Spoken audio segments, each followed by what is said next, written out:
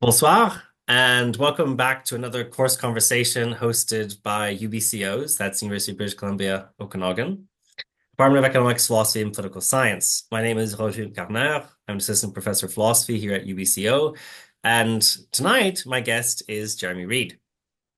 Dr. Reid is an assistant professor of philosophy at the State University of San Francisco.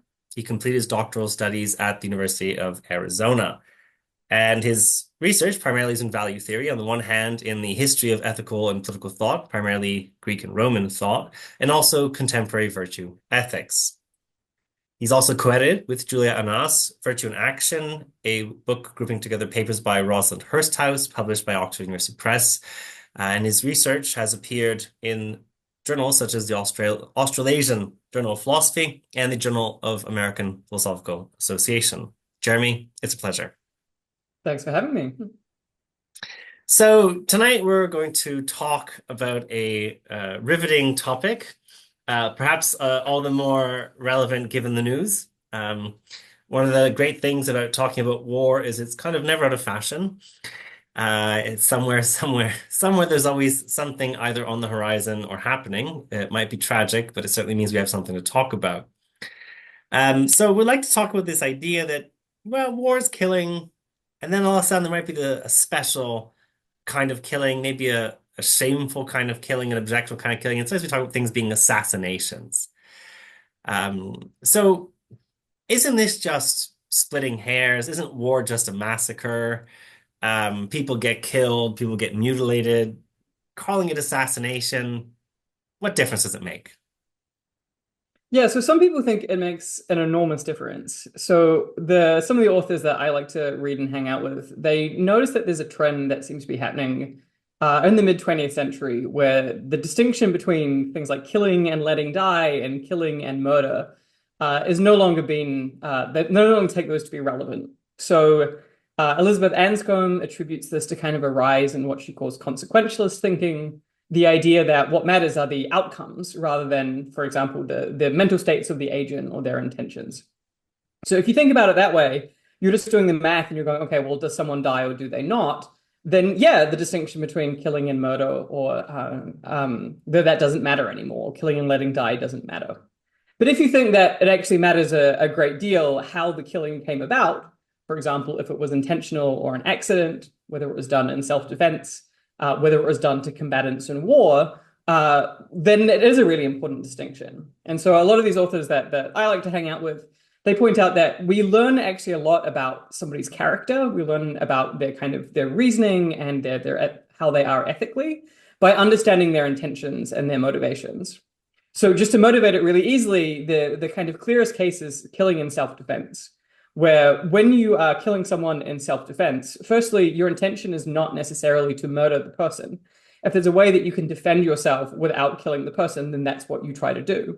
Nonetheless, if you kind of reasonably foresee that through your actions, the person might die, but they're being killed in trying to defend yourself, you might think that doesn't reflect badly on the agent. If someone is being attacked in the streets, that doesn't mean that they're an unvirtuous or a vicious person because they kill someone in self-defense. By contrast, if someone is being attacked and they go, a wonderful opportunity to slice someone's head off or to stab them or shoot them, you actually do learn quite a lot about how this agent is because they take being attacked as like a gleeful opportunity to end someone else's life.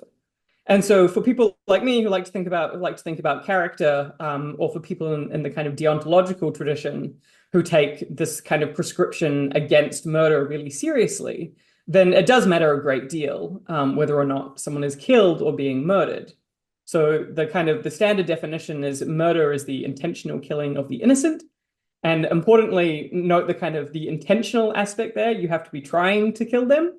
And importantly as well that it's the intentional killing of the innocent. And so things start to get a little bit more complicated when we think about, well, who counts as innocent and why? And especially when we get to kind of ethics in war, this becomes very important because you might think that someone who's just kind of farming in Germany in World War II is not the same as a combatant on the front lines, that they don't have the same kind of status. And so you might think that different moral judgments are appropriate depending on whether or not someone is killing a non-combatant or a combatant.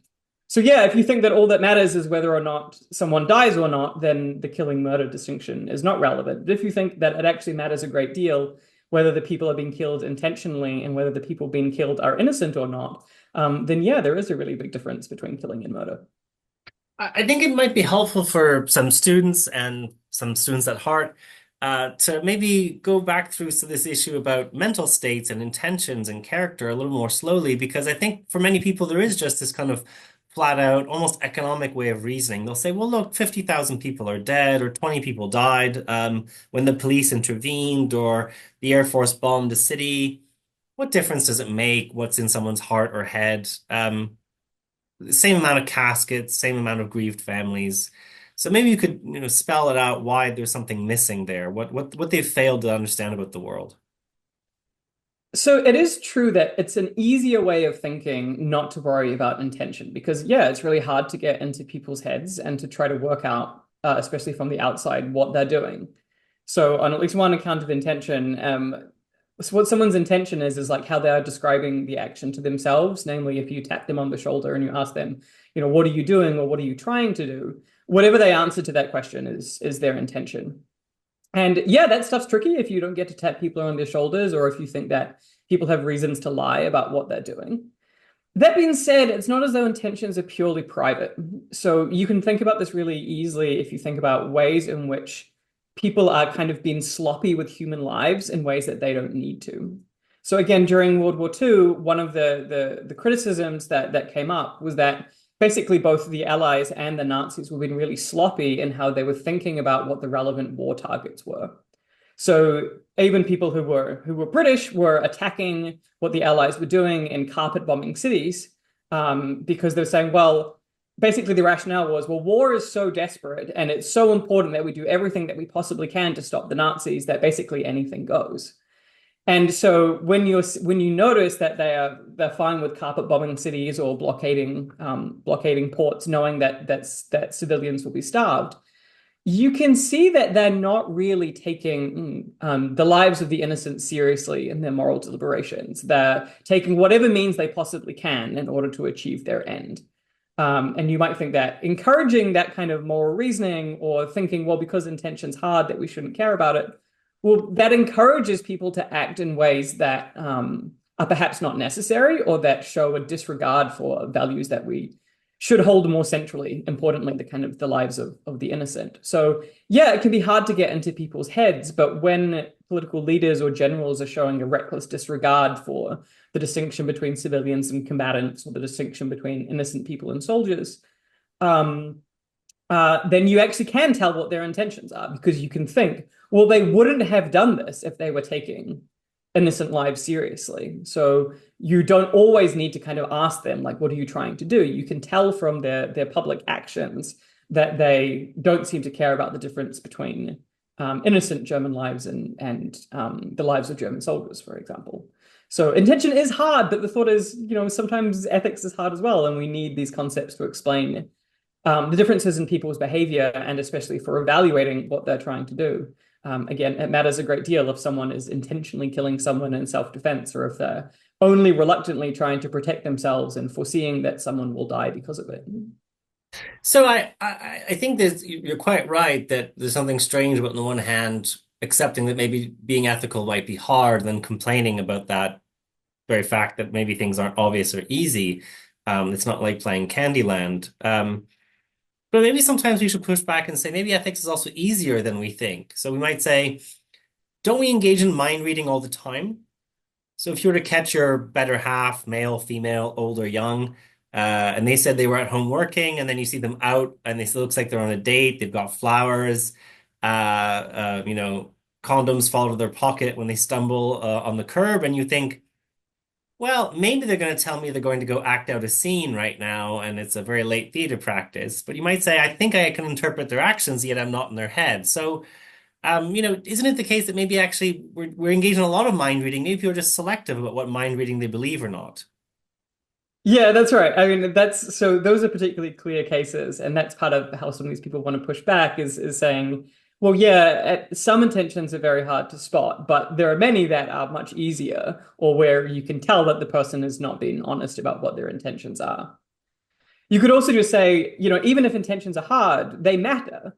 And you can think of personal cases of this as well. So if it turns out that your partner was being particularly supportive during a time when you were sick and they were helping you study for your exams, and then you find out that really they were just trying to get in your pants the whole time, that changes how you view that person. In fact, if you found that out, you might feel like you might feel betrayed, or you might feel like this is not a person you want to invest your time in.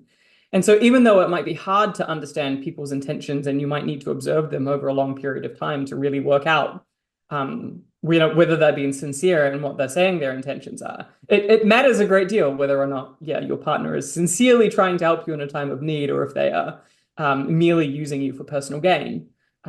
So that's the other way of pushing back is you go, well, it might be that intention's hard, but notice how central it is for our understanding of our own relationships, and importantly, for kind of evaluating the people around us in terms of how good they are and how much they care about you. So that's Yeah, kind of, I think, part of the defense is like often we can spot people's mhm, intentions, especially over time. But mhm. even if it's hard, that doesn't mean that it doesn't matter. So we shouldn't just kind of throw these concepts by the wayside just because there are some instances where it's hard to really nail down what someone's intention is. Yeah, I think it's very interesting that you're pointing out how learning of an intention changes maybe not just our moral evaluation of someone, good, bad, noble, or ignoble, but it also tends to change how we describe the world, right? Like you said, it's no longer they were helping, as they were helping me as a means of, ingratiating on themselves. It was a ruse or a ploy. Now we change the words, the verbs, or the nouns or the adverbs we're using. And so it's not just saying the same thing thought of differently, it's quite literally a different thing that I'm now thinking about. And so I think that's a good point that it helps show that we really look upon the world differently. And I think you said something interesting as well when you said that when you talked about the allies being sloppy, and I guess you might say or reckless, I guess you might also say this is part of why character matters because there are different ways to fail. You might say maybe some of them were sloppy, maybe some of them were panicked, right? If you really think the Nazis might win, but you're not paying attention to the numbers, you might not realize, well, it might be slower than we'd like, but we're going to win. They've been on the back foot for a year now. You might think something like, maybe we don't need to bomb as many civilians because even if we don't maximize damage to their industrial production, we still know that they're on the decline. So you might think character, some sense of courage or endurance or kind of cool calmness in danger might also be relevant too, not just because it shines through and shows something nice, but maybe it also helps you make the right decisions. You're less rash, less panicked. You might better evaluate the evidence, things like that. So I guess that, yeah, I might say, well, there's a reason we talk about the character of our leaders. Turns out it has a big impact on how they make choices. Yeah, that's right. And one important concept that's probably going to come up in this discussion is just it's really central to these kinds of Aristotelian traditions that practical wisdom involves not just finding whatever means possible that you have in order to achieve some noble end, but choosing the best means. And that might mean, yeah, taking a little bit more time, but ensuring that fewer civilians are killed in the war, or just waiting until you can find a better option where you can achieve your strategic goals but not in a way which kind of violates these moral constraints. So, one of the kind of standard criticisms that a lot of the virtue ethicists and deontologists that I like reading make is that people are far too quick to say that some means is necessary for achieving their ends, when you can just be mistaken about saying that something is necessary. And if you lack a kind of moral creativity where you're able to see other paths towards your ends, then yeah, you're going to make mistakes in practical reasoning. You're not going to exercise this virtue of prudence or practical wisdom, because you just assume that the one means that you can find or the means that gets suggested to you is the only possible option. So that's why, there's one way of kind of unpacking what do I mean by sloppy. It's that, well, you're taking just whatever option came to mind or one particular means as the only way that you have of achieving that goal. So it's very important to me that the authors that I read is, look, they're not saying that there is no justified wars and that they're not saying that there is no justified killing in wars, but that doesn't mean that anything goes. And so we're in Mhm. this really interesting area where we're trying to find effective means to winning a just war, but not just any means are justified because the war is just. So it gives you this kind of, you end up having a lot more nuance where you say, well, yeah, you were right to engage in this war, but you were wrong to do so in this way, or this wasn't the right tactic to use in order to try to bring about victory for even the good guys. So I'm glad you're taking us from the more general consideration of both things like intentions or character or action to this in war. And I think you're right that we always have to get to this point where, on the one hand, as I tell my students, we have jus ad bellum, which is the justice of going to war. But what we're really talking about, particularly you and I right now, is jus in bello, which is how to fight well once you're at war. So this is how to fight clean or honorably, or at least fight decently. You don't have a very low bar, kind of Joseph Raz type way of seeing things. Not justice, just decency. And yeah, and you might say something like, yes, you're allowed to kill in war. People like Anscombe and others thought that, and since at least Augustine, the Christian tradition, has thought so. And in a way, what they're trying to say is yes, but not that way, right? There are That's right. limits. So yes, you get to kill. Yes, you get to frighten or threaten or deceive, but there are limits. Not anything goes. So the kind of war is hell by General Sherman, or Moltke's view that we should just make war hell so that, or violate all restraint so that war becomes so intolerable that it ends the most quickly as possible. That's not just the just war tradition, right? That's basically the realist view. Whatever works, the only bad weapons are weapons that don't work. That's how realists see it. Whereas the just war theory thinks that some weapons are bad no matter how well they work. So then we might say, okay, well, look, Jeremy, you've begun to give us understanding that maybe consequential is a bit of a poor way of thinking of the world, that in our own lives, we very often ask for a lot more than just consequences. But if assassination is killing people and you get to kill people in war, as long as you're targeting combatants or whatever, what's the problem? Like, what isn't this again just a gussied up word? Like, it's just fancy killing. You're allowed to kill people in war. At least you're allowed to kill some people. So what's the worry? Uh, yeah, so if we're gonna pivot from kind of assassination to tyrannicide, yeah, a lot of the debates about whether or not assassination is going to be justified are going to be justified by kind of more general principles about um, especially conduct in war. So I think assassination in war ends up being, you might think, like actually a very targeted and morally good way to conduct the war, because you're targeting the particular leaders who are responsible for um, the war going on in the way that it is. And so you might think of this as like a super targeted way of kind of taking out enemy combatants.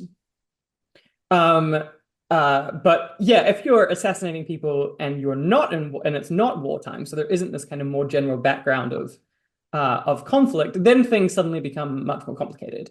Because a good kind of general ethical rule, and why we should have a whole course on just war theory rather than just ethics, is that the kind of rules that are at play in war and the rules that are at play in peacetime have some really important differences. So the first thing is just like, are we talking about assassination during a war, or are we talking about assassination in peacetime? Because we're going to have to say different things about those. And tyrannicide is going to be a very special kind of assassination.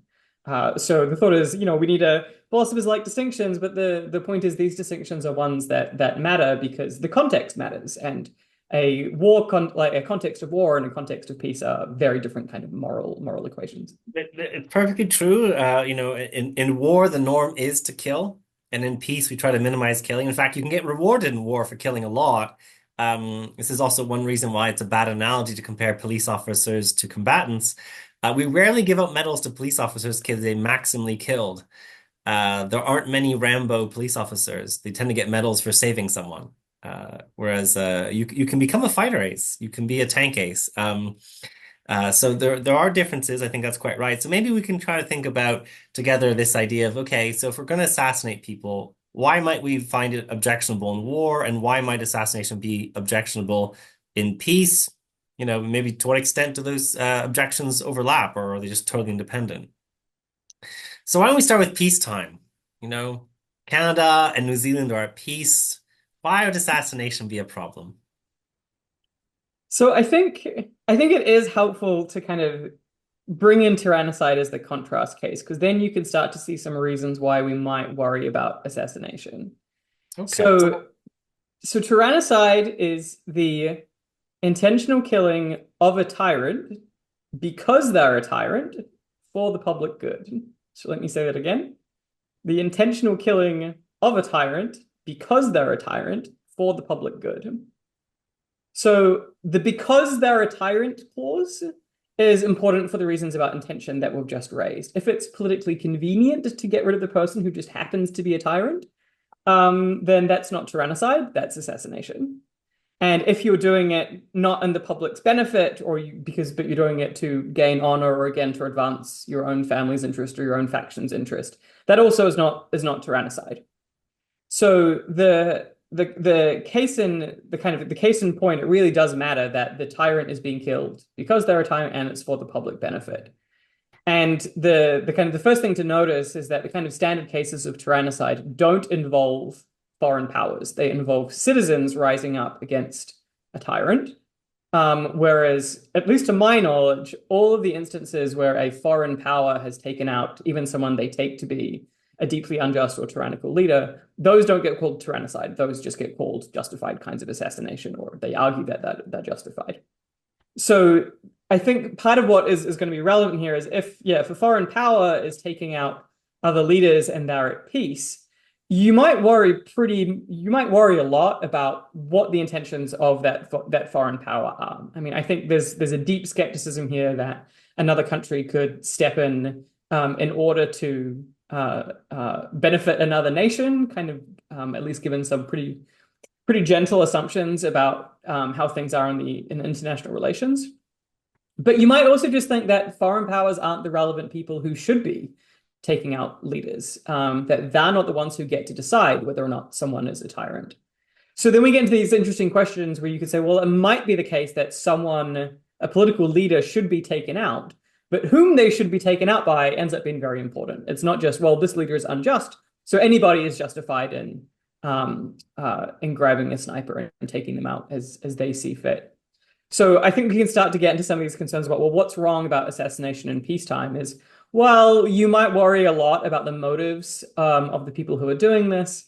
You might worry that this is going to be establishing a kind of bad norm of international relations where countries are meddling in other countries' affairs. And you might just think that they're not the people who get to decide whether or not their leader is unconscionably unjust and so deserves to die. And just in general as well, assassinations tend to be pretty destabilizing when they come from outside rather than inside. So even if you're a hardcore realist, you might think that there are kind of reasons of stability for not wanting countries to come in and take out political leaders, at least in peacetime. It sounds like this restricting of tyrannicide to the in-group. So it must be fellow members, those who live under the oppression of the tyrant who do it. I don't know if maybe exiled family members would count. Maybe that's a gray area. But it sounds like then we'd be restricting the definition even further. It wouldn't just be, right? If you want to say that there's a reason we don't consider foreign killing of even tyrannical people, then you'd say it's something like, so tyrannicide would be something like the intentional killing of a tyrant because they're a tyrant for the public good by members of that public. Something like that. So in a way, it seems like many of the worries you're mentioning are the same worries we have about humanitarian intervention. It's very easy to say nice things. I'm doing it for the humanity. I love mankind. I'm a good cosmopolitan. And then we worry that deep down, it's a lot of self-interest. It's a lot of power politics under the guise of benevolence. But I guess if we think of these restrictions for the public good, that seems pretty unimpeachable. We get it. No one says they killed the tyrant because it's a Monday or because they're a Sagittarius. This wouldn't be very compelling. No one would ever repeat Sic Semper Tyrannis as if it's a great slogan if it was something so petty or a jealous lover squabble. But then I guess when you say okay, but it can only be the in-group. Then I guess I'd say, well, why, is that just a generalization or is that a real deep, necessary condition? Because you might worry that, well, we're skeptical of humanitarian interventions, but we're kind of happy India went into Bangladesh or East Pakistan in the 70s, right? We know that India was largely self-interested. We know they weren't totally benevolent, but if you're Bangladesh, you're happy someone's doing something. And maybe the domestic population doesn't have much of a chance to get close to the tyrant. And now it seems like, Yeah, okay, good. now we're just random luck. How lucky are we, you know? Yeah, so I mean the for the public benefit doesn't sorry, so for the public benefit by members of the in-group. That last bit, the by the members of the in-group, that doesn't show up in a lot of the descriptions, at least that I've seen of Tyrannicide. The thought is what I think we're trying to do is trying to unpack, well, what does it mean to take out a political leader for the public benefit? So here's another easy case where it's like a necessary condition is built in, but is not obviously part of the definition. And that's that if you take out the tyrant, there has to be a reasonable expectation that the person who replaces them is going to be better. So if you just take out one tyrant and then there's another tyrant waiting, then that's also not a justified tyrannicide because it's not in the public's benefit just to have this cycling of tyrannical Yeah, rulers. rotating tyrants. Yeah. So that's not the goal. So we want to get something where it's like it's in the public good in the sense of that the kind of political state of affairs that arises from it Hmm. is going to be better afterwards. So what I was highlighting is it's like, well, we might want to say this normally happens by people in the in-group, is because when there tends to be foreign intervention and citizens feel like, yeah, there's international meddling in their politics, that generally speaking is destabilizing. And that Hmm. generally doesn't, for example, promote legitimate democratic elections or whatever afterwards. Now, it might be that there are some cases where it does happen, and the populace is glad to have foreign intervention. Um, and now we can get into like the really tricky empirical details that kind of I'm just not qualified to talk about in terms of, well, how should we think about the kind of the aftermath of the American invasion of Afghanistan and Iraq, where, you could say here are clear examples of tyrants, Saddam Hussein and Osama bin Laden. And so, yeah, the Americans did a good thing and they benefited the Iraqi and the Afghani people by taking out those leaders. Okay, well, now we can start to see why the theory is important. Firstly, you might really worry about the intentions of the Americans, both what they actually were and how people interpreted their intentions. So if it was just revenge for 9/11, then again, that doesn't count as tyrannicide because you're not killing them because they're a tyrant in the public benefit, you're killing them out of revenge. Similarly, if you think that there are important American strategic interests in the Middle East that are being promoted by this, again, you might worry that this is not in the interests of the relevant people, it's in the interests of the Americans more generally, which just happened to coincide with taking out Hmm. a tyrant. So this is when the kind of, yeah, how you're describing it and the intentions end up mattering a lot. And it matters for this condition of for the good of the public. Because if public isn't seeing the intervention as something that is genuinely advancing their interests or is bringing about a legitimate government, then it shouldn't count as a tyrannicide. So Hmm. that's why the thought is it's just generally a little bit tidier, and you're less likely to get these kind of dubious second guessings if it's someone from the in group who's doing it. And the tyrannicide of Julius Caesar is a really wonderful example of this because Brutus was from a family of like legendary kingslayers. So one of Brutus's relatives was the person who was said to have been like responsible for getting rid of kings in Rome in the first place. So it's not just any old person, it's someone who is a senator from like this illustrious family of people who have a reputation for being against tyranny.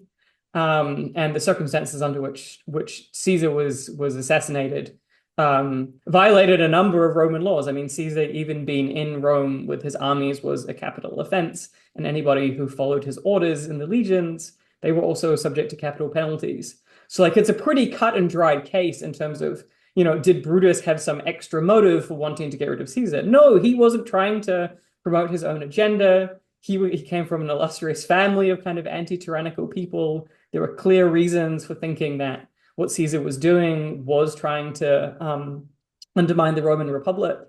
And so that means that we then get a very clear case of what it would mean to act in the public benefit. And even if if it were in fact true that what the Americans did in Iraq was purely selflessly for the good of the Iraqi people, you might worry that the response they didn't get uptake in the populace for thinking that, or at least not widespread enough support for that.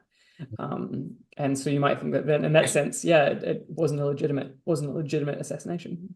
So it sounds like when we're talking about the this possible restriction to the in-group, it sounds like here we're more appealing to the idea that we have, particularly in Jus ad Bellum, that if you're going to start spending blood and treasure, you better have a reasonable chance of success. And you might think, Mhm. as you're saying, while it is technically possible, a lot of rare technically possible things, there are many things that are such, but they often don't come out to be so. So yes, it's maybe possible that in some Derek Parfit style, matchstick men dressed down scenario with no history or culture, everything goes well. But you might say in general, foreigners intervening very quickly aren't liked. I think it's Machiavelli says, armed prophets. And Robespierre, I think, later echoes this sentiment, ironically, that like armed prophets aren't welcomed as liberators. And there's a worry about that. And so you might say, well, it's not an absolute prohibition, but it's a very strong presumption. So you better have good grounds to explain how it's not a magical case of one, two, something happens, and then we all succeed. That's right. So that sounds very helpful to think about this in terms of there might be things that are just necessarily have to be the case for it to obtain, and other things are kind of strong prudential warnings or presumptions.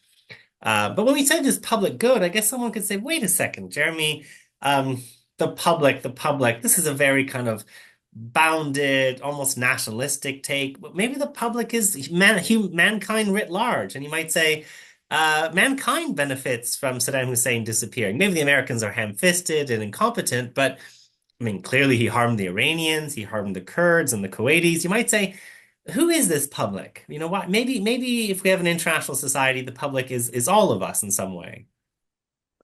Yeah, I mean, you could go that route. What I'm tempted to say is once we start thinking that way, notice how the kind of moral equation has shifted, where really what we're just doing now is we're thinking about impartial benevolence to all people in the world, and however we can best promote that is what we should do. And again, many respectable consequentialists have defended this as just the right way to think about ethics. If you think that there are kind of bigger issues with this kind of consequentialist way of thinking, what you're not doing is weighing up, will more people benefit from this than not? The question is it just in order to kill this tyrant? So again, so I'm working especially on Elizabeth Anscombe, and Anscombe is crystal clear that the consequences do not determine the rightness or wrongness of the action in this respect. And she gives kind of a funny parallel example where she says, imagine you have this kind of sick elderly uncle who's horrible to be around and nobody likes him and he has a lot of money that could be put to much better use. Are you allowed to kill him? Because it's inconvenient to have him around. It's not obvious his life is a good and everyone's better off. And she wants to say, absolutely not. You're still murdering him, even though it's inconvenient to have him around. So what this shows is that, when we start reasoning in this way, it can't be that the good outcomes of taking out Saddam Hussein or whomever just settle the question about it being the right thing to do. The thought is we're trying to get a category of just killing where you're establishing that there are non-consequentialist reasons why this person ought to be taken out. And the thought is, even though a necessary condition is that, for example, a legitimate government is reasonably going to be established afterwards, that's like not the right making feature, is the way of putting it. It's like that's not the thing which settles the question as to whether or not it's the right thing to do. Because the thought is, even if things ended up turning out badly for reasons you couldn't have predicted, that doesn't mean that you were wrong in killing the tyrant.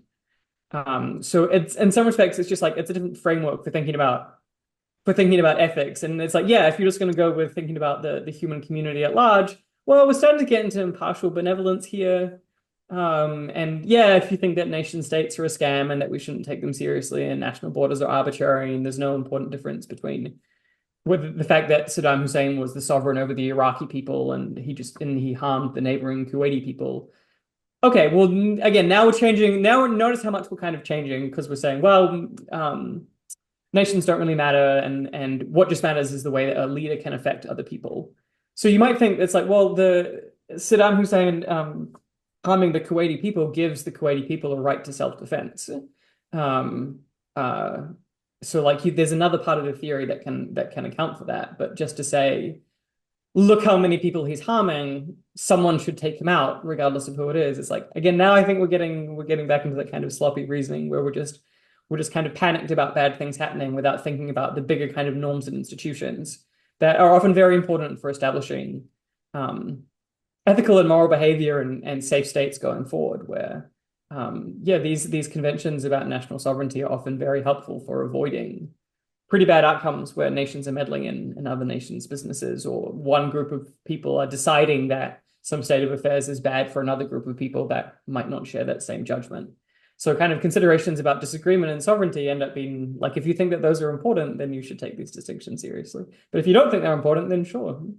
Well, no, I personally do think these distinctions are important, but I think it's good to be able to try to re-articulate to students and students at heart that what might be a very seductive and maybe appear to be elegant in its simplicity, certain kind of theories like consequentialism might not be everything we're interested in. I was trying to convey to them the other day that they'll notice there's a kind of strong asymmetry in terms of who cares about humanitarian intervention, and a lot of Westerners who are kind of comfortable in their sovereignty and independence never think twice about saying borders don't matter. But to people who only escaped empire less than a century ago, are very allergic to Western powers telling them these things don't really matter, or your borders don't really matter. We're doing this for humanity writ large and human rights everywhere, and that it might be worth trying to talk for a moment about why we care about these things, why we abolished empire in the first place. We could have kept empire. If you have this consequentialist type reasoning, you might just say empire is a very defensible thing. Why tear down empire? It might work really well if all you care about is these, individuals as vessels of pleasure and pain or something like that. So very quickly then they might start to backtrack. So I agree. Part of what we need to do maybe is to bring out the richness that's missing in one way of thinking. So we say, okay, so we've got an intentional killing of a tyrant because they're a tyrant for the public good. Ideally or mostly by the in-group or something like that. But then I guess we might want to ask something like, okay, suppose we have to kill this tyrant, or we want to kill this tyrant. It's the domestic population thinking about this. And you might say, well, isn't it the case that some of these authors, they think that you shouldn't ever intentionally kill? It's always kind of, the proper cases of self-defense is when you kill and it's kind of a predicted outcome, but one you don't really intend. And if given the choice, you make them disappear or teleport or whatever, or use a non-lethal weapon. So I guess you'd say, well, does that make tyrannicide a kind of exception to the rule where intentional killing can actually not just be excused, but good? Yeah, and I think the thought is, but that's the intrusion we're trying to explain rather than necessarily the conclusion that we're trying to justify. So you might think that our moral evaluations of people who kill tyrants are very different than people who are assassinating politically inexpedient leaders. So here's one example that hopefully resonates with the contemporary audience. I do worry that now that the reference is a bit late. Game of Thrones has a classic tyrannicide. So in Game of Thrones, there's this guy, Jaime Lannister. He's in this important position of power and authority to protect the king and act as his hand, I believe. But the king goes mad, and the king orders Jaime and orders his king's guard to set the whole city aflame and to burn and kill everyone in the city. And the thought is, we don't blame Jaime for killing this king after receiving that order. In fact, what we have is a combination of like deep respect and sympathy for someone who acted in the public good when he was so clearly ordered to do something that he should never have been ordered to do. So the thought is, well, yeah, what is it that explains that? Whereas if we think about kind of more run-of-the-mill assassinations, we don't get that same response. So the thought is, we think that there's something important about these kinds of people who, like, what's going on in their reasoning which justifies Jaime making the right decision rather than just following orders and going so far as to kill the king. And the thought is, well, one, the king was mad, so you might worry that he's not in a position to, like, he's not of sane mind in the first place. He's not in a position, he shouldn't be having that kind of authority. The second is, if the leader, if the king is saying, like, if the king is violating such basic kind of moral principles as don't set this, like, innocent people alight, that we've reached a level of kind of moral uncontroversialness that you would be justified in doing things that you otherwise normally wouldn't be able to. So the people who talk about tyrannicide as well, they want to make a really big deal out of the fact that it's not just any kind of perception of someone being unjust that makes you a tyrant. Like it really has to be the violation of the most basic standards of good rule. And the normal list is the mutilation and killing of innocent citizens. So even something like the destruction of property, or certainly not just kind of unjust policies, but working within a framework of the rule of law or whatever, like that's not good enough. Like it really has to be an extreme, it really has to be an extreme instance. And that framework then hopefully will start to get you thinking about, actually, maybe this is closer to self-defense than you might think. Because the self-defense case is you're killing someone else because that's the only way in which you can save your own life. And so that doesn't count as murder. The thought is, well, what's going on in tyrannicide is you're effectively acting on behalf of people who aren't able to defend themselves. So someone is stepping in, they're using often their position of authority or proximity to a ruler in order to do something which is clearly in the public benefit. And if they don't do it, then the public is going to be demonstrably harmed in a way that everyone will agree is a basic violation of the principles of good government. So there's a pretty high standard of how bad the action has to be for it to count as a tyrannicide. And importantly as well, it's going to be in conditions where there aren't other means, right? So we've already talked about practical wisdom and this kind of lazy reasoning. Well, the thought is if there's another way in which you can get rid of the leader, then you should do that. And that's why the Game of Thrones case is so clean, is because if you're in a hereditary monarchy, there's no other way to get rid of the monarch. Whereas if you're in a democracy, there's a way of getting rid of unjust leaders. It's called an election. Or at least there are ways in the judicial system to impeach people in ways that, like basically there are procedures for it. So you don't need to resort to killing. So the thought is like, I think the best way of kind of thinking about tyrannicide is it actually is closer to the self-defense case. It's just that someone is acting on behalf of the citizen body. So they're not defending themselves, they're defending the citizen body at large from, again, these like uncontroversial instances of harm.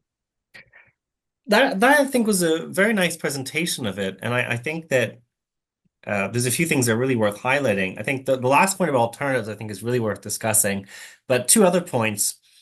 First, I think I think it's Ares the second, but the Mad King in Game Yeah. of Thrones is I think a really good case because we can contrast that with sometimes the callousness of a leader that might be even praiseworthy. So Churchill, if I recall correct, in the Second World War, had to accept that certain smaller English I guess you'd call them urban centers. I'm not sure, villages, any settlements, but population areas or whatever, population concentrations would have to be sacrificed to German bombing because if the British too effectively evacuated, then they would give away that their radar system could pick up on things and they knew more than they did. And they thought, as a strategy, we have to sacrifice some part of the population, regrettably, in order to preserve the larger part of the population. There's still this, so the sacrifice is still in view of protecting the British people writ large. There's still a real concern for British life, but the idea is that we can't save everyone. We have to do the best job possible of minimizing harm and maximizing our chances of winning. Whereas what Ares does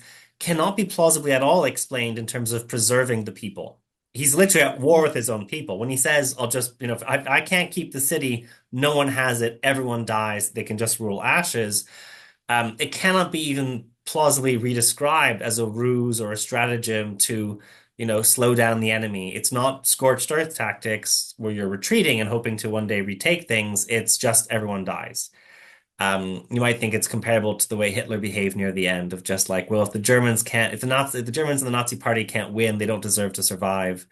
Burn everything. Style tactics. So I think it really illustrates that we're not talking about just ordinary nastiness or callousness or hard choices, but quite literally a leader who's really in a way kind of, not even ruling badly, but you might even say he's not even really ruling in a kind of sense. There's, this kind of the population is just kind of a group of prisoners or people to be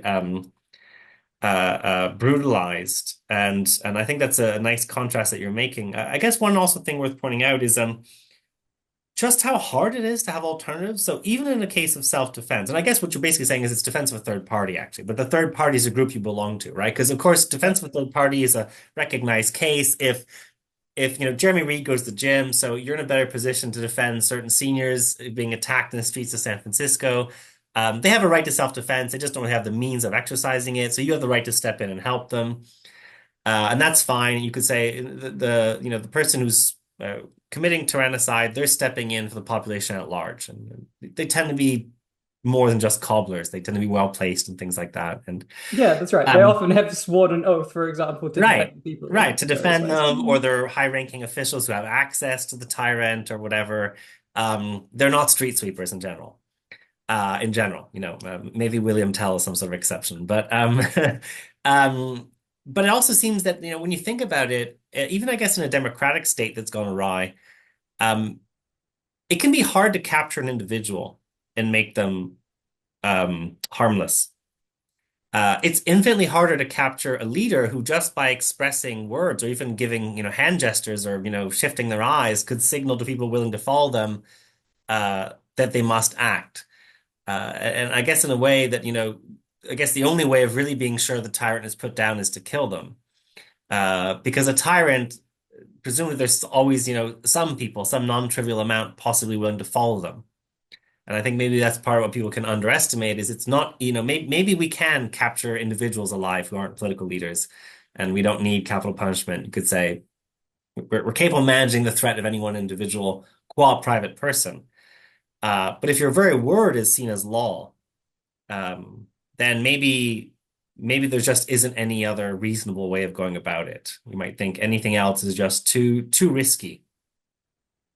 Yeah, that's right. And I mean, the thought is just like there's kind of a sequence of reasoning that you need to go through, and it's important that you don't jump to this person's a tyrant, so I get to kill them. Again, that's this kind of that's the lazy reasoning. You have to. It's like okay, but genuinely, are there other options? And it might be that sometimes there are. You could imagine, for example, a threatening situation in which a gun is put to a tyrant's head, and you say, "Yeah, leave and never come back, or I'll shoot you." And if they're like, "No, it's fine. I value my life more than I value this position. I'll take the exile. I'll go and live somewhere else for the rest of my life." And it might be that, in fact, given the tyrant psychology, they might reasonably take that, or at least that's an option with trying. So again, we're not jumping to it, but yeah, the conditions of tyranny are such that it's often the case that the other options are going to be um, like there aren't going to be many options forthcoming. But this is, I think, one kind of important respect in which like people living in democratic societies should maybe tyrannicide is not a category that they should be throwing around a lot, is because there are lots of ways in relatively well-functioning constitutional democracies to get rid of leaders who you think are unjust and even especially unjust. So that's kind of the thought is it's like, to what extent do we need this as a category in contemporary democracies?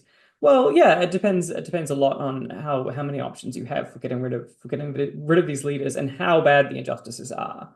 So this is why it tends to be kind of the classic cases tend to be more classical and medieval ones where power really does get centralized in a particular person. And it's not the case that if you get rid of them, then there's just going to be someone else who is just as bad afterwards. And so, yeah, I mean, you might think of kind of these anxieties about tyrannicide, I think, are pretty easy to understand if you're in a hereditary monarchy, because the character of the ruler makes such a difference to how well the state is going. And so if you get a really, really bad ruler and then you manage to get rid of them, then that often does make for a pretty dramatic change in the political landscape for the people after it. But yeah, if you're in a situation where there's a very complex bureaucracy or there are many members who could step in replacement, then the thought is even if they are a tyrant, you're not justified in killing them because the reasonable hope of something better coming afterwards just isn't there. Or there are other options for getting rid of them that don't involve killing. So the thought is the number of cases where tyrannicide ends up being justified when you get more complex organizations and you get more complex ways for kind of removing people in power, then the category becomes less important. Hmm. though arguably not irrelevant. And there are many places that are not constitutional democracies. And so, yeah, I think it's worth having discussions Yeah, about world leaders who arguably are tyrants. yeah. So I think you're right. So maybe actually what we're bringing out when you're kind of trying to hem us, you're hemming us in terms of saying good reasoning requires many things, and there's two ways in which you can fail. Kind of, two ways in which you can be here, I guess, in this way, deficient. You haven't done enough. So on the one hand, it seems like when you're talking about alternatives, it really is thinking about like a last resort, which is another classic category in war, is you don't start by drawing the sword. One of the first signs that you have a bad policy is faced with the problem, like, all right, let's start the killing, get everyone ready. It's almost never the right thing. Maybe there's some, very exceptional cases, but in general, the basic idea is that violence should be the last resort once you've tried everything else. Of course, there's a whole metaphysical question, what's really last? But we get the idea of not first. Maybe not first is easier to grasp than truly last. But we get this idea, and you say, well, as you said, if there are ways of getting them out of office, if there's ways of replacing them, if there are ways of doing this without killing or shedding blood, then we should try to avoid that. So if you haven't thought of it as a last resort, then there's a kind of deficiency in your reasoning. Um, I think that's and then you're also talking about this reasonable chance of success, right? Even if the only way to get rid of them is to kill them, but by killing them, they're just going to get replaced by the next terrible member of the murderous evil party. Then yeah, you're just playing musical chairs with tyrants. You've not really made things better off. You may have even made them worse. Yeah. And it doesn't even depend on the individual character of the tyrant. You might just think any tyrant who replaces a dead tyrant might be more paranoid and repressive. The Yeah. system will react, even if And it's. and notice as well the difference in evaluation, right? So the thought is we think of Jamie Lannister as like heroic and noble for doing what he did. But if you have killed a tyrant and then there's just another guy who comes along, you're not a hero, you're an idiot. Yeah, Like yes, you should have foreseen that this yes. wasn't actually going to be helping, and in a weird way you might have just destabilized things more or whatever. So, at best you're like well-intentioned but foolish, and that's a category that virtue ethicists Yes, do not yeah. think is praiseworthy. The mere fact that you have a good motivation is not that doesn't make you a good person. You should be savvy enough about politics and what you're meddling in to know that this wasn't going to be effective. So yeah, you're not praiseworthy. You're foolish, and importantly, this violation against killing leaders is a good one. So the other thing that's just kind of worth emphasizing here as well is like the noble tyrannicides are also prepared to accept the consequences of what they did. And that could be that they accept their fate getting executed themselves. That could be that they accept exile. That could be that they accept certainly that they should, stand down from their positions.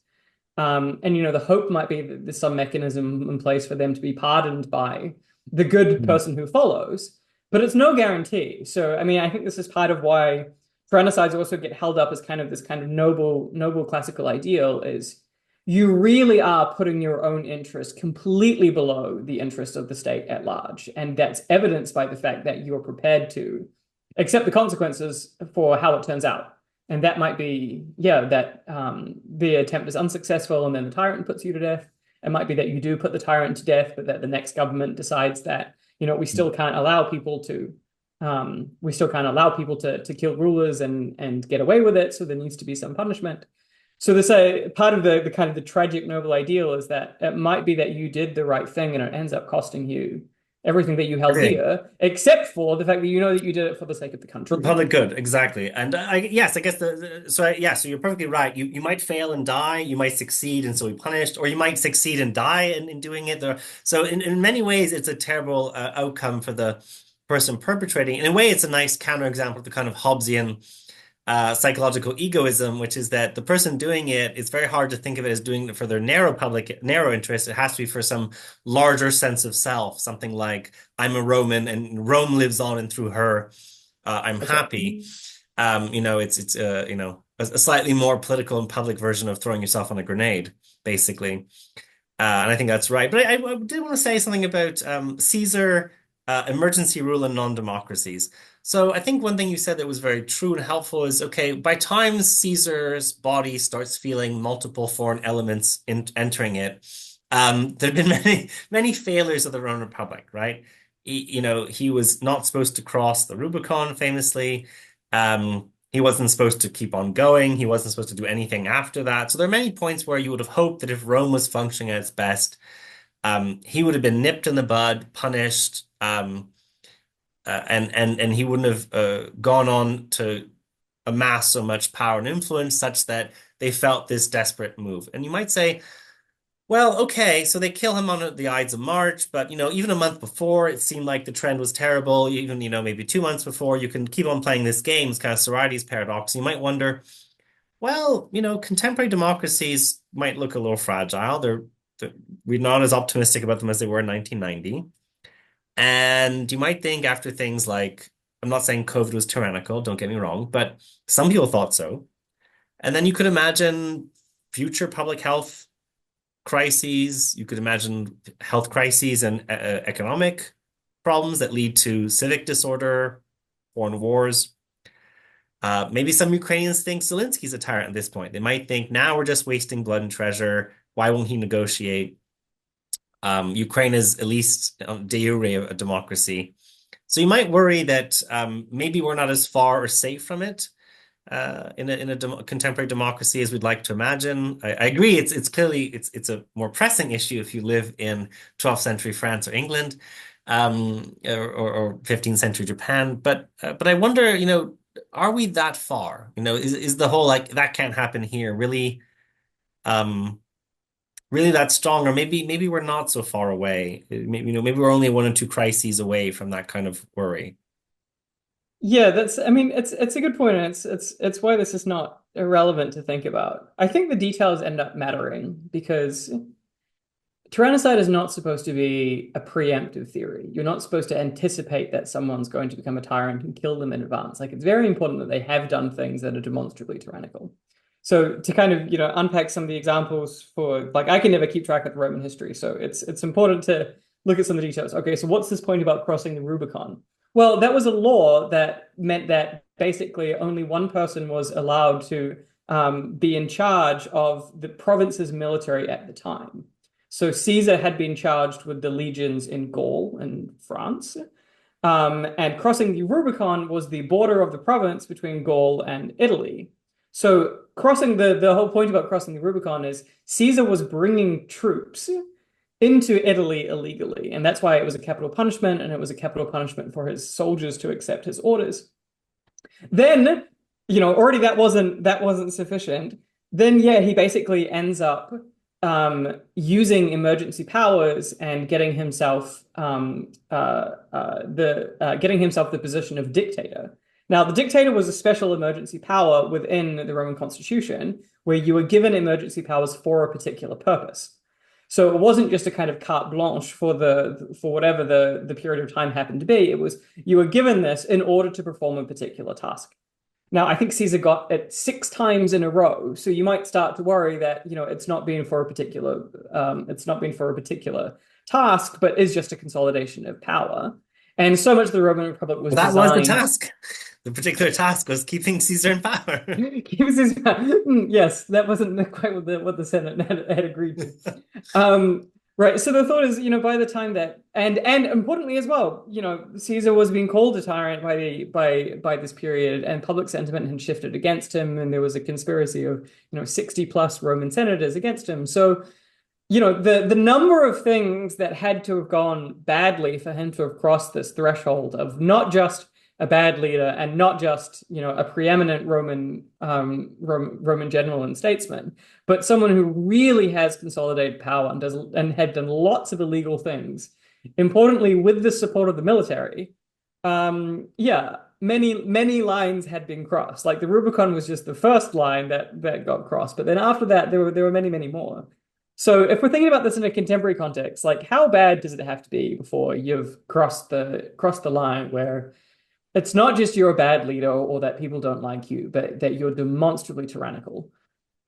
Well, what should we expect? We should expect elections to have been broken down. We should expect the military not to be kind of following normal procedure in terms of whom to obey, namely that they're more loyal to the commander-in-chief than they are to the generals or the constitution at large. And yeah, we should expect to be seeing this kind of serious consolidation of power in ways that the constitution or the government has been designed to avoid. Like a lot has to line up, right? So, it's really easy to just say, well, isn't the concept of tyrant subjective? It's like, but the point is for it to be such a clear category that everybody can see that the system is broken down. And again, even then, you might think that the mere consolidation of power in these ways isn't sufficient. What we need to see are these gross violations up to the citizen of kind of justice to the citizen body, where the cases are not just it's harm in this extended sense or it's bad in this extended sense, but it's like quite literally mutilation and killing of the citizen body. So it really needs to be the kind of like it's a category that we want to say for the most obvious and egregious breaches of power. Because yeah, as soon as it starts becoming partisan, where you just call anybody a tyrant who you don't like on the other side, we're not in the same territory as how it's supposed to be used anymore. And like this is one instance where kind of philosophers and legal theorists, like words really do matter. Like our job is to make sure that these key terms for that underwrite good government and that underwrite our legal prescriptions are carefully defined and presented so that they're as uncontroversial as they can be.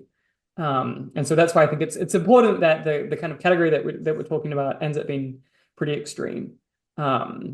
And again, I think there's a good case to be made that Putin meets this category. Um, I think that's at least defensible. But even then, you might worry about like, well, to what extent is it uncontroversial that he's harming the Russian people, or is this really Right. just a concern that we think no, no, no, now we're back to jus ad bellum. Actually, the thing we're mad about is that he invaded Ukraine, not that he Yeah. was tyrannizing over Russians. And like that ends up being important because Yeah. those are different kinds of criticisms. Yeah, I think that's perfectly right. That would be one of my reluctances about calling Putin tyrant is that um that certainly isn't the default view in Russia. You might get some, I don't know, if you really had the most accurate polling, 15-20%, but very clear majority of Russians don't think that he's acting against Russian interests. And one thing you might worry is again that the tyrant isn't just slightly sloppy, low-level corruption, they help a few friends. Like he hasn't tanked the economy just to build a mansion.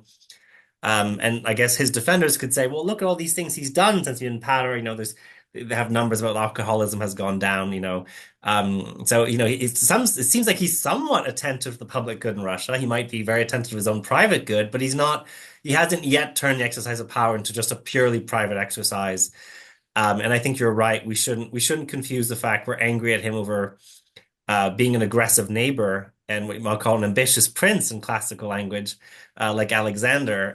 He's invading his neighbors, doesn't mean he's a tyrant at home. And I think that's right.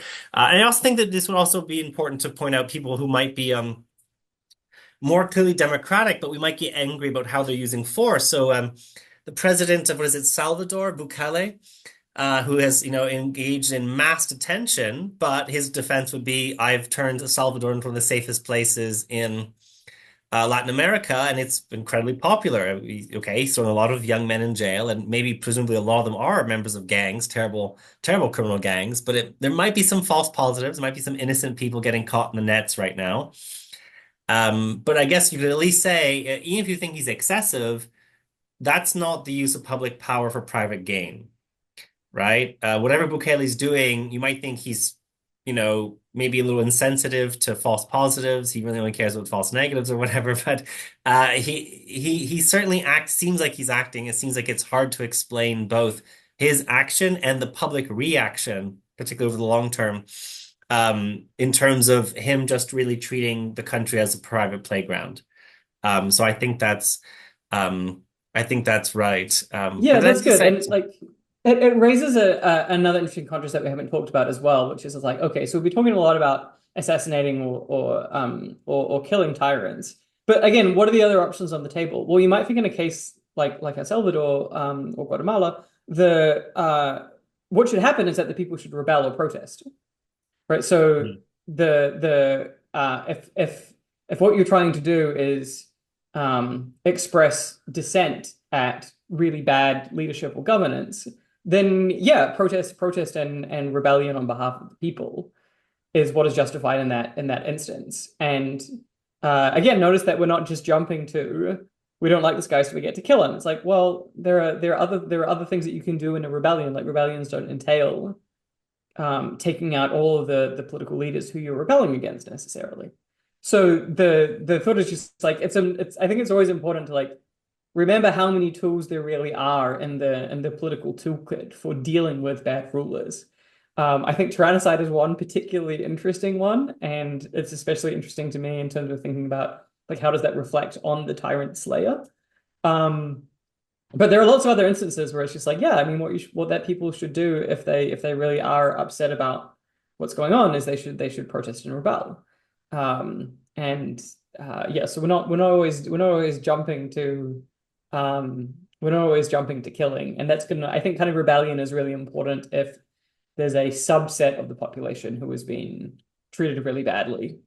Um, but yeah, arguably, what the policy and the decisions of governance are in the public good in some other sense, but it might just be kind of a narrower portion of who counts as the public as what they should. But yeah, that's what protest and rebellion is for. Mhm.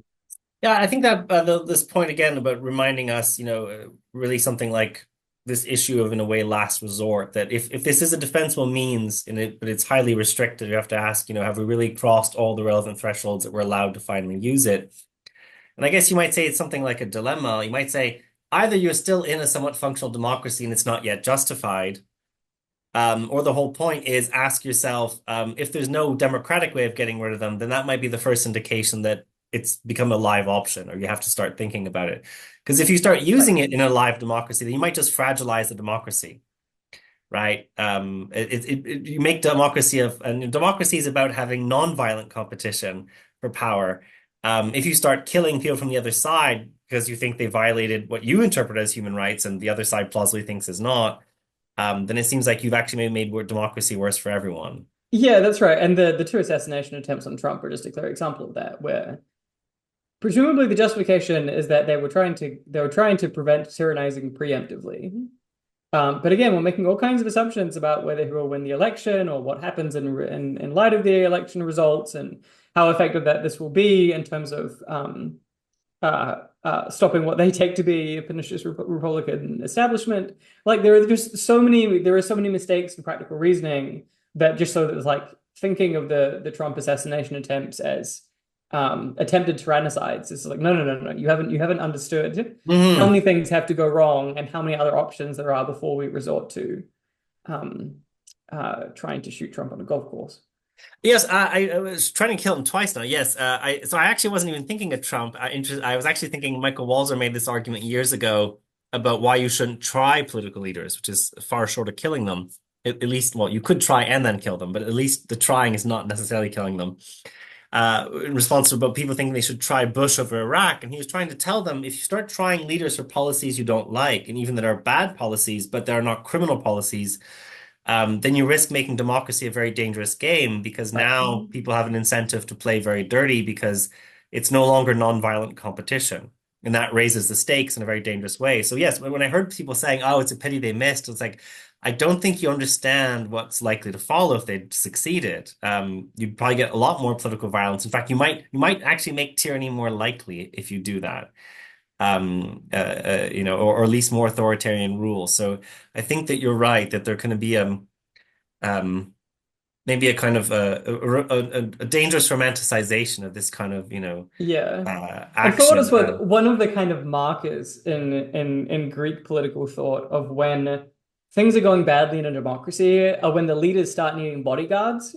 Mm, Like, and you can see how that goes, right? It's because they feel threatened that they feel like they need a bodyguard. But what you've just done is you've now introduced the military into politics again.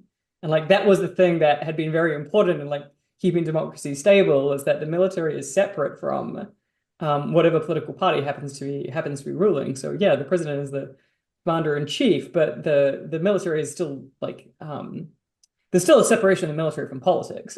So the thought mhm. is like, yeah, people start getting worried, and you start needing bodyguards or everywhere the political leaders are going is with a military attaché, then yeah, that's normally a sign that things are going downhill because you can't rely on people not to resort to violence, even for things like campaign rallies or um, public political speeches. And that, yeah, that seems bad. Like democracies would be in a bad state if. Mhm. Um, Yeah, well Now then again, I in guess America, people are much more. Here's a story. My PhD supervisor went to a play in London, and the British Prime Minister was just in the row in front of her. It's like no bodyguards, no. It's like no, you could still be the Prime Minister of Britain and just go to a play. She was just like, this would never happen in America. Like it's just it's just kind of a standing assumption that wherever the president is, we need to have lots of people with guns. But it's like don't take yeah. that for granted. Like it's not like that everywhere, and it doesn't necessarily have to be. No, it's very true. I think it's a fantastic example because it's true that either heads of government or heads of state, or sometimes they're the same person in different regimes. Yes, they're not all behind bulletproof glass and a million bodyguards and have helicopters above and so on and so forth. So I suppose I should even offer up some self-critique.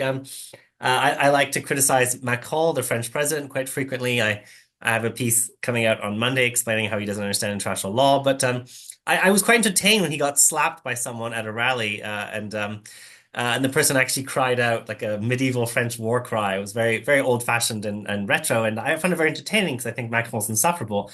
But actually, if we take seriously this idea, like no, even this low-level violence is a threat to democratic norms, good democratic norms.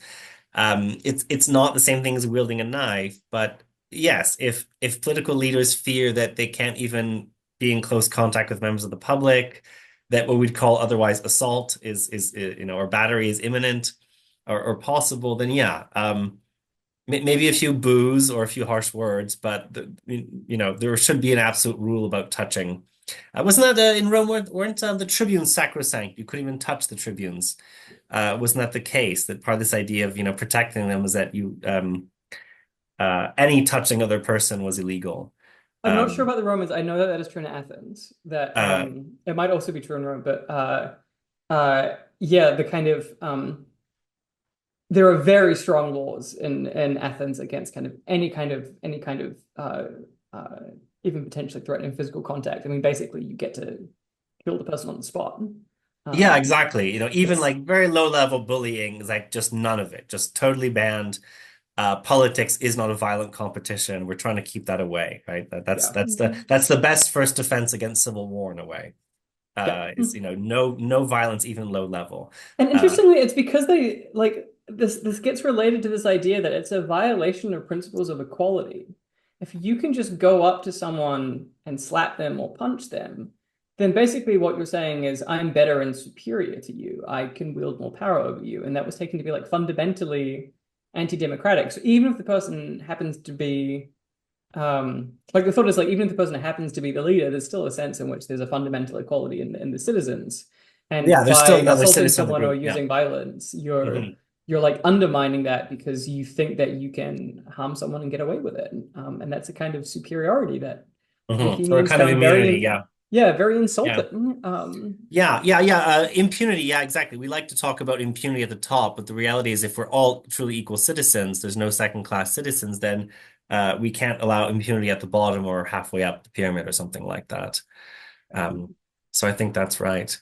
Jeremy, I think we're coming up on an hour, a little bit past that. I don't know if you have any concluding thoughts you want to offer. I found this very interesting and helpful with my own thinking on some of these issues. So any final words of wisdom to avoid sloppy consequentialism and the temptation of Well, superficial ethical theory? yeah, just be, I mean, I think what I always come away from with these kind of discussions is it's like sometimes it can feel like in philosophy we are just doing a lot of like word chopping and defining and gets very pedantic. But like these things really do matter because, thought structure actions and certainly how we use concepts end up underpinning like really important legal categories.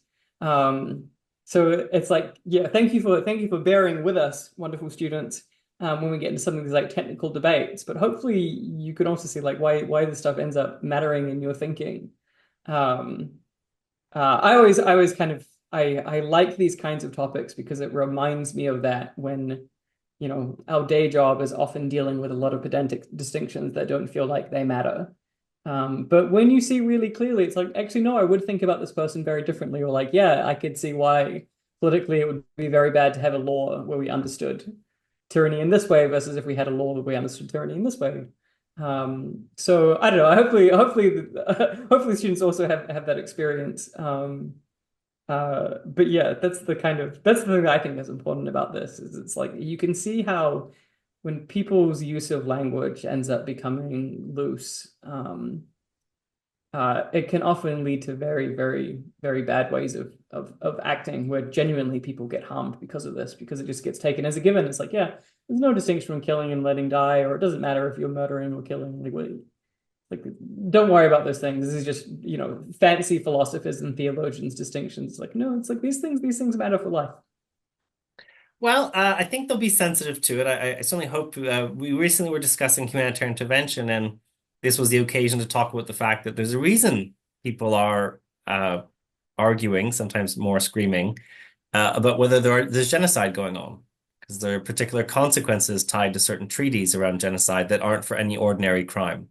Right. So I think they're sensitive to at least the general idea that, yeah, sometimes you can fight about words and wonder why it matters, but at least sometimes it's clear that something's really at stake. Yeah, Um, absolutely. so, Jeremy, thank you very much. It's been a pleasure. Thanks again for having me.